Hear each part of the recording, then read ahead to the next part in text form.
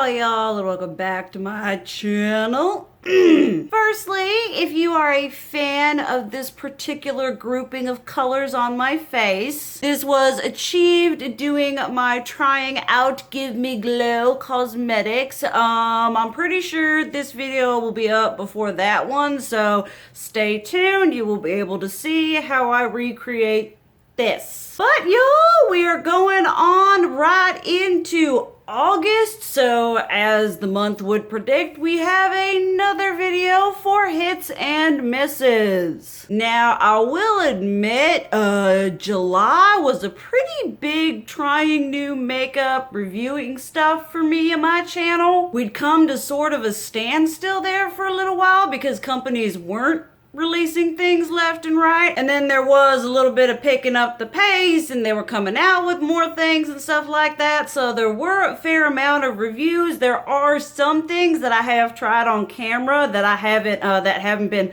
uploaded yet, so there will be more reviews, more trying makeup on camera, all that sort of thing. But let's talk about some things this month that I have been loving and some things that just were pretty disappointing. And some of the disappointments you will be able to see live on camera for y'all, not just here. Obviously, we start with non-makeup related stuff. We are starting with music. I'm kind of not sure what I was feeling.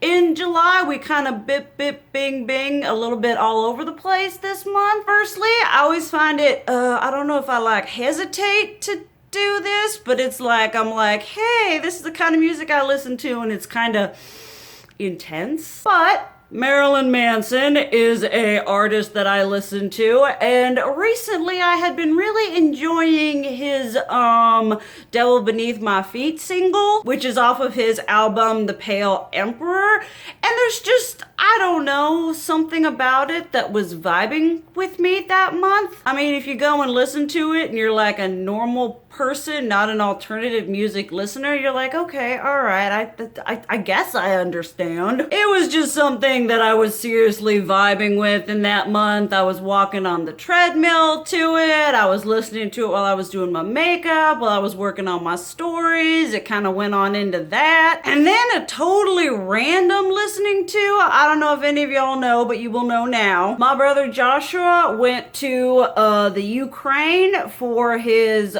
church 2-year mission, and when he came back, he brought back with him a lot of Russian and Ukrainian music that your girl fell in love with. I loved it so much, he literally took the music, played it, recorded it onto a cassette tape for me to listen to, and as I'm growing older and stuff like that, I'm going back and trying to find those songs, and one of which is a little bit more difficult than others unless you can do the Russian language to type it out. But that is from Boris Moiseev, which is the song Charme Baha. I apologize for any kind of butchering I did for that, but I had it saved in one of my music playlists, and then the video got deleted or privated, probably for copyright purposes. And then there was a random in concert, and I was like, maybe this will be it, and it was it, and I had been listening to it a lot. It's just a fun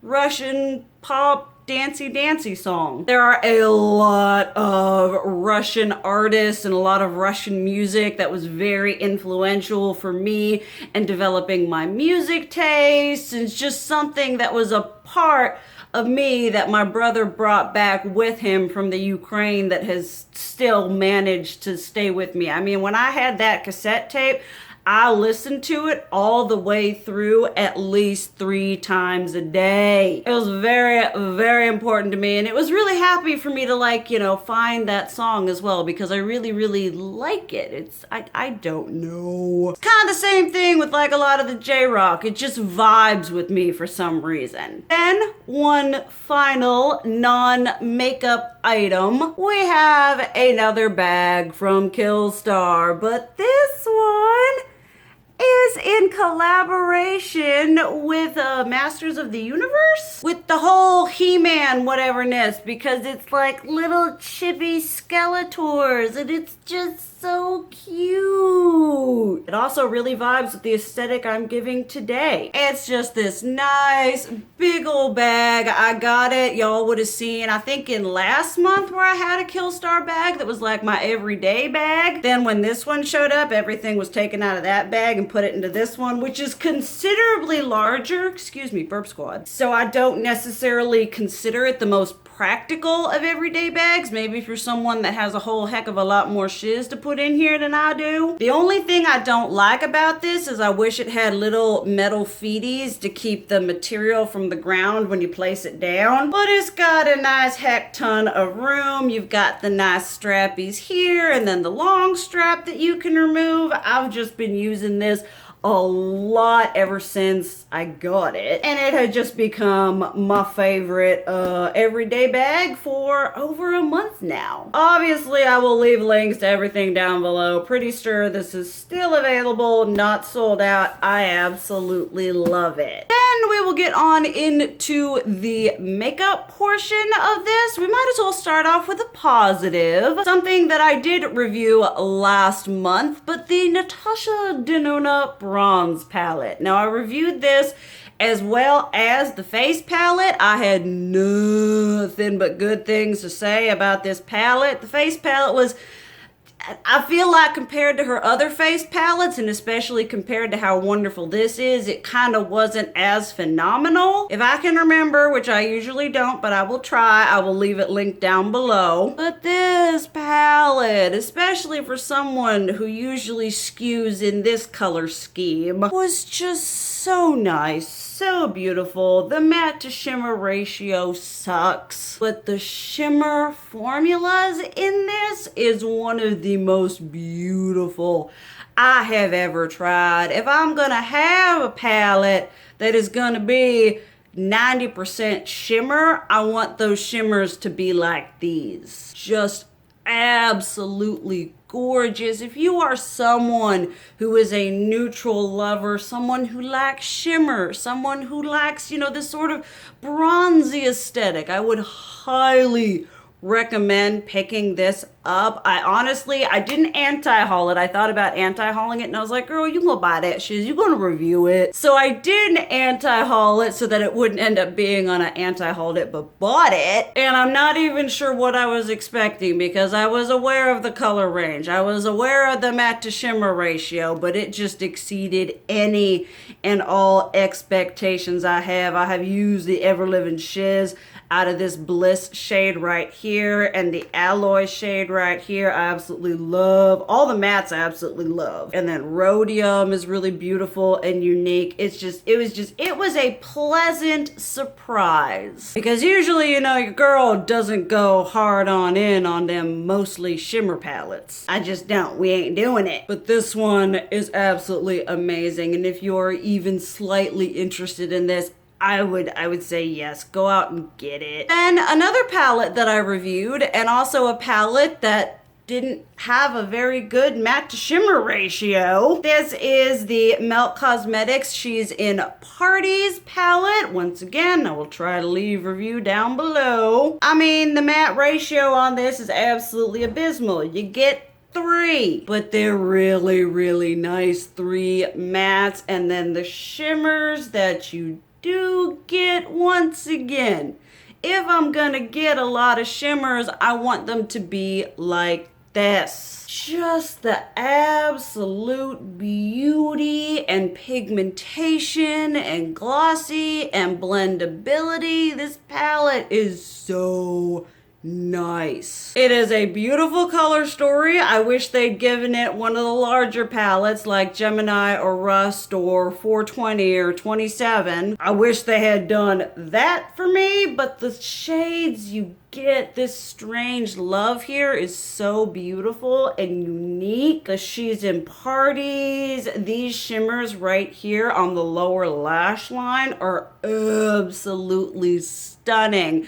Like, I'll even go in with like this shade and just go like that, and then even on top of that I'll go with one of these shimmers, and it just adds so much depth and definition to my look. Like I said, I do wish that they had gone a little bit bigger on this rather than giving it one of their smaller sizes, but that's just because this color story is so beautiful and I would have loved to have just seen more of it. But even for the amount that you get, I was just super honestly, I was a little bit less about how I was gonna feel about it than the Natasha Denona palette, because I was going in knowing the matte to shimmer ratio. I'd had a couple little fallouty moments with Melt, but if you're someone who is familiar with the Melt Cosmetics formula, I do not think it is a beginner friendly formula, but if you've used it before, you know it, you love it, definitely think this is a good one to pick up as well. And then that's where the happy train ends. The video is not up yet, or at least I don't think it is up yet, but y'all know your girl has been doing the face on the camera a lot more, and I've been doing some like full face of one brand situations, and I thought it would be a smart idea to do Nyx. Maybe it was a smart idea, but the products I picked for the most part weren't very good. Oh, but a scene on Snapchat, the terrible, awful patchiness that was these two palettes here. The Escape Artist and the Modern Dreamer. And just to clarify, I have used these off camera and it's not much better. Yeah, for the majority of them, you can kind of make them work, but bear in mind that one of these is $35. Now I understand that's not a Natasha Denona $65 price. That's not a Jeffree Star $54 or even an Urban Decay or Too Faced $49. But for $35 compared to the plethora of other affordable eyeshadows I own, these were abysmal. I'm just, no. It was a sad, patchy, unpigmented, chalky, powdery mess. And it's not like a lot of these shades are difficult ones to formulate. We got all these ready neutrals right over here. You'd think we were trying to formulate a black, because they were nothing but just awful patchiness. I mean, it's that kind of video like this I was able to do on camera, and I'm like, yes, thank you, feeling myself. But then when I do something on camera using something like this, I'm like, I have completely lost my mind. I absolutely don't know how to do makeup. Just super disappointing, like especially for the price point. I understand you get a crap ton of eyeshadows, but what's the point in having a crap ton of eyeshadows that you're paying $35 for if they suck? And I tried using them off camera just to make sure that it wasn't just me. Maybe it is just me, but this is something, I mean, it's for both of these $70. They're going back. I'm going to be going up to where my Ulta is next weekend, and these are going to be going back. Then sort of a random fail. Y'all know skincare is very important to me. Y'all know I'm trying very hard to use up a skincare item before I open something else. And so I had run out of one of my serums, and I was like, I have this Physicians Formula Rosé All Day Oil-Free Serum that I bought. Well, why don't I use it? And so I pulled it out. It's supposed to help tighten and brighten skin for a radiant glow, enriched with rose water to help soothe, calm, and hydrate skin. Formulated with antioxidant-rich goji and kakadu plum, the richest vitamin C source of any fruit. But you know what else they also formulated this with? Shimmer. And I'm not talking like, oh, is that giving me a radiant whatever. We're talking about enough to make it be a bit of a subtle highlighter. So I had issues with that, because typically I use a serum at night, and I was like, there ain't no blinkety ding dang dang way that I'm going to be putting a serum on my face that has shimmer in it before I go to bed. So I decided I was going to use it during the daytime era. And I don't want to say that it sucks, because skincare is very subjective. It sucked for me. You'd put it on your face and there's shimmer everywhere. I did not find that it did any of the wonderful things that it claimed it did. I feel like this is one of those products like from Farsali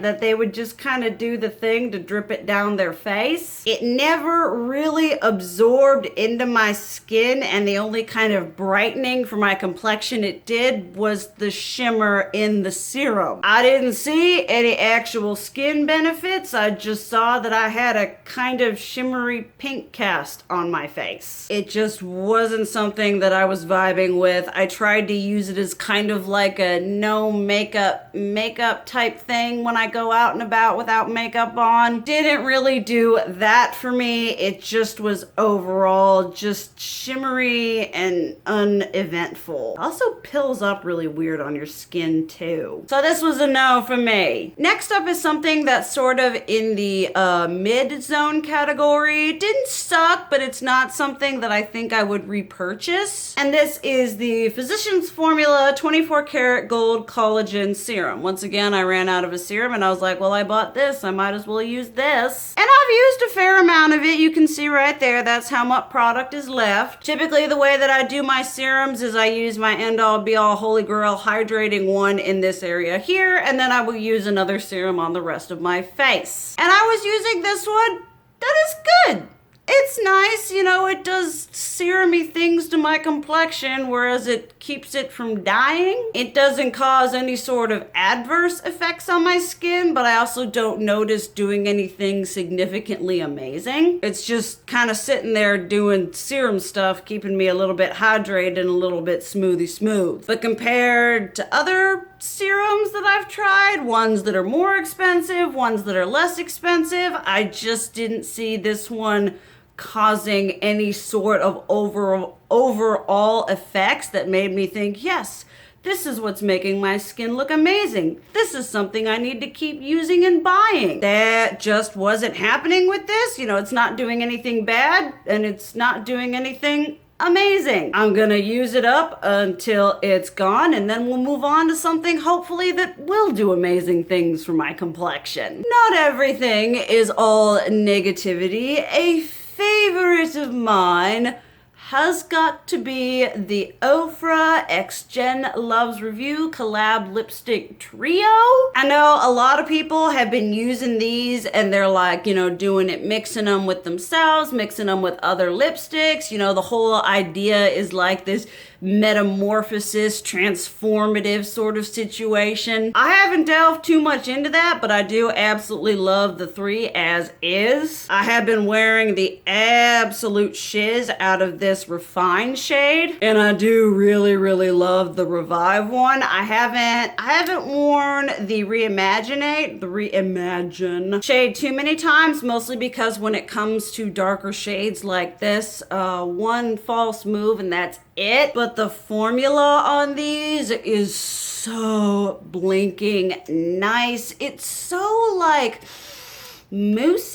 It's like pillowy. It's a formula that, I mean, it smells amazing for one, but it's a formula that's almost like it's creamy, but it's not overly thick. It's like the perfect in between, and then it feels like nothing on your lips, as well as giving your lips, it's obviously a liquid lipstick, and it gives your lips this like natural fullness without looking like glossy or tacky or anything, whatever. It's just like a very natural, your lips but better formula, which is definitely something I can get behind because your girl doesn't have the best lips, and they're definitely a lot thinner than I would like. But I have just been absolutely loving this trio right here. It definitely makes me want to try more shades from Ofra, even though the last thing I need is another liquid lipstick, but this formula has been amazing. Obviously, 50 million congratulations to Jen. This was just a really great, solid collab. If I remember, I will leave down my video of trying new shiz, and I tried this on camera if I can remember.